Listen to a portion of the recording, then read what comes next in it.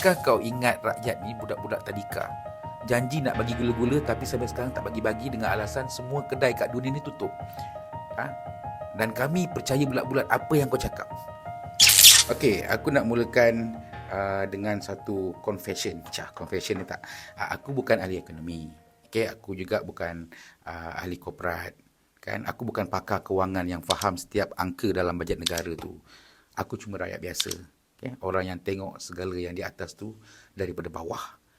Mungkin apa yang aku cakap ni ada yang silap, mungkin ada yang betul. Tapi satu perkara yang pasti betul. Orang macam aku ni lah yang akan terkesan dengan keputusan besar kerajaan. Kalau ekonomi jatuh, kalau harga barang naik, kalau dasar kewangan silap, siapa kena dulu?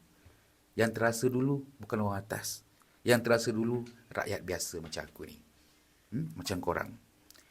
Okey, baru-baru ni Menteri di Jabatan Perdana Menteri dia bagi jawapan tentang isu Perdana Menteri memegang jawatan Menteri Kewangan. Okey. Dia cakap negeri macam negeri Kelantan, negeri Terengganu, kan menteri besar dia juga memegang portfolio kewangan. Jadi kenapa Perdana Menteri tak boleh? Terus teranglah aku cakap, Menteri, jawapan yang Menteri bagi tu sangatlah cetek dan dangkal. Okey, cetek dengan dangkal tu sama. Sebab ia cuba menyamakan kerajaan negeri dengan kerajaan persekutuan. Sedangkan semua orang tahu skala dia sangat besar. Sangat beza besar. Okey, bajet negeri dengan bajet negara.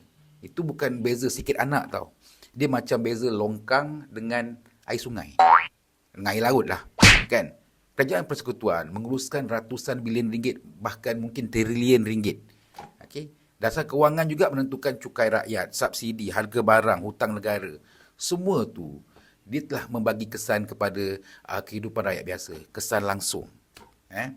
Okeylah, ada yang cakap itu alasan je. Saiz urusan tak penting. Kenapa sampai ke Menteri Besar tiba-tiba nak tengok saiz urusan pula? Kan, seimbang imbang macam mana? Kebimbangan salah tadbir urus pun tetap boleh jadi kan? Tak kira lah MB ke ataupun PM ke. Okey, fair. Habis tu takkan nak tunggu MB Terengganu lepaskan jawatan portfolio kewangan, baru PM lepaskan jawatan Menteri Kewangan? Kan? Sebagai kerajaan patutnya kenalah tunjuk dulu komitmen. Barulah boleh minta menteri besar lepaskan portfolio kewangan dia. Jadi bila soalan besar macam ni ditanya, jawapan yang diberi sepatutnya jawapan yang besar jugalah menteri. Kan? Tapi yang lebih pelik bukan benda tu. Yang lebih pelik ialah bila soalan tentang kerajaan, kenapa pembangkang juga yang disebut? Ini sebenarnya satu taktik yang kita selalu nampaklah dalam politik. Orang tanya soalan A, tapi jawapan, dia pergi bagi jawapan B, C, D. Jawapan yang orang tak tanya pun soalan. Soalan asal, langsung tak dijawab. Takkan dah jadi menteri pun, jawapan macam budak-budak gaduh masa main polis entry. Asal kau lari? Habis dia tu boleh lari, aku tak boleh lari. Kan? Okeylah, kita bayangkan situasi mudah. Seorang pelajar tak buat kerja rumah. Cikgu tanya, kenapa kau tak buat kerja rumah? Kan? Pelajar tu jawab, cikgu, pelajar kelas sebelah lagi ramai yang tak buat kerja rumah. Takkan saya je yang kena. Masalahnya itu bukan jawapan. Kerja rumah kamu tetap tak siap. Soalan cikgu tetap tak dijawab. Okeylah, bayangkan lagi satu. Kau dekat restoran. Okey? Kau tanya dekat pelayan, kenapa makanan saya lambat sampai ni? Kan? Lepas tu pelayan tu boleh pula jawab, cik, kalau cik pergi restoran sebelah lagi lambat tau. Ni perangai menteri ni sama dengan dia tengok dia tengah beratur nak naik bas, tiba-tiba dia nampak ada seorang tu meluru pergi pintu bas, potong barisan untuk naik bas. Lepas tu dia pun ikut sama, potong barisan juga. Bila driver bas tanya, kenapa kau potong barisan? Dia jawab, pak cik tu boleh, kenapa saya tak boleh? Kan? Itu bukan penyelesaian, itu bukan jawapan. Itu cuma alasan. Sekarang korang tahulah dari mana aku dapat idea buat video-video parodi dulu tu. Semua guna analogi macam ni. Sebab tu bila rakyat tanya, kenapa Perdana Menteri perlu pegang jawatan Menteri Kewangan? Apa rasional dia? Kan? Rakyat sebenarnya nak dengar penjelasan yang kukuh. Apa rasional dia? Apa manfaat dia? Apa mekanisme semak imbang dia? Itu yang rakyat nak tahu. Kan? Bukan cakap pembangkang. Pembangkang boleh, takkan kerajaan tak boleh. Lebih pelik lagi, Malaysia ni sebenarnya dah ada satu pengalaman yang pahit tau dalam benda ni. Okay. Dulu kita pernah ada Perdana Menteri yang juga memegang Menteri Kewangan, iaitu Datuk Seri Najib. Kan? Dalam tempoh tu juga berlaku skandal besar melibatkan 1MDB. Skandal yang menggoncang reputasi negara. Skandal yang menyebabkan Malaysia disebut-sebut di seluruh dunia dengan cara yang memalukan. Aku bukan cerita lama. Okay, aku juga penggemar cara Datuk Seri Najib jaga negara ni. Tapi persoalannya mudah. Kenapa kita tak ambil pengajaran daripada sejarah? Bukankah pengalaman sepatutnya menjadikan kita berhati-hati, lebih mendewasakan bab kata kumpulan Spring? Bukankah kesilapan lalu sepatutnya membuatkan kita memperbaiki sistem? Sebab dalam tadbir urus negara, ada satu prinsip yang penting. Kuasa perlu ada semak imbang. Bila terlalu banyak kuasa berkumpul pada seorang individu, risiko kesilapan menjadi lebih besar. Dan bila kesilapan berlaku, kesan dia bukan kecil anak. Kesan dia kepada seluruh negara, seluruh rakyat. Sebab tu ramai orang dulu bercakap tentang perkara ni, termasuk yang ada dalam kerajaan sekarang ni. Ramai kata Perdana Menteri tak patut pegang portfolio kewangan sekali. Bukan sebab tak boleh daripada segi undang-undang, tapi sebab ia tidak sihat untuk sistem kita. Jadi bila sekarang perkara yang sama kau buat, rakyat mestilah persoalkan.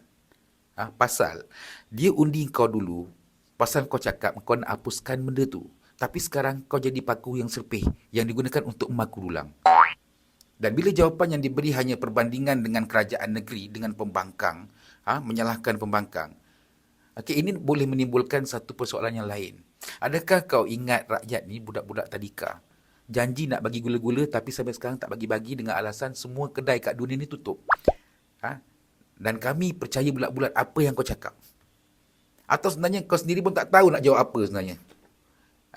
Bila seorang menteri menjawab dengan cara macam tu, ia menampakkan satu perkara yang agak membimbangkan jugalah. Ia menampakkan menteri tu kekurangan kredibiliti dan yang lebih penting, dia nampak seperti kekurangan accountability, tanggungjawab. Aku nak tanya satu soalan mudah. Adakah kita benar-benar dah belajar daripada sejarah? Atau kita rasa kita terlalu hebat sampai kesilapan orang lain tak mungkin berlaku pada kita? Seolah-olah orang lain buat benda tu salah. Tapi bila kita buat, tiba-tiba benda tu jadi betul. Dalam demokrasi, rakyat bukan sekadar penonton. Rakyat ada hak untuk bertanya. Dan kerajaan ada tanggungjawab untuk menjawab. Jangan dilawan rakyat ni. Kena jawab dengan jujur, dengan jelas, dengan bertanggungjawab. Aku ulang lagi sekali, aku bukan ahli ekonomi.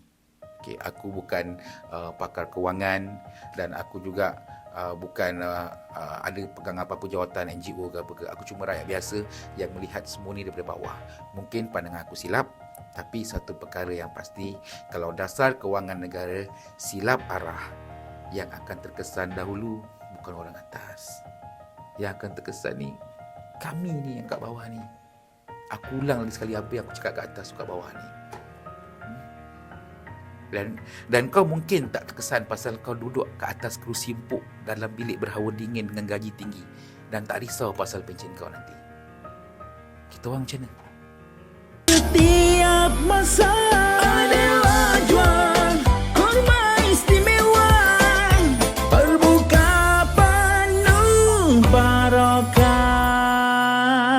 Dapatkan kurma Adela Ajwa. Hubungi kami sekarang. Tenang masa berbuka.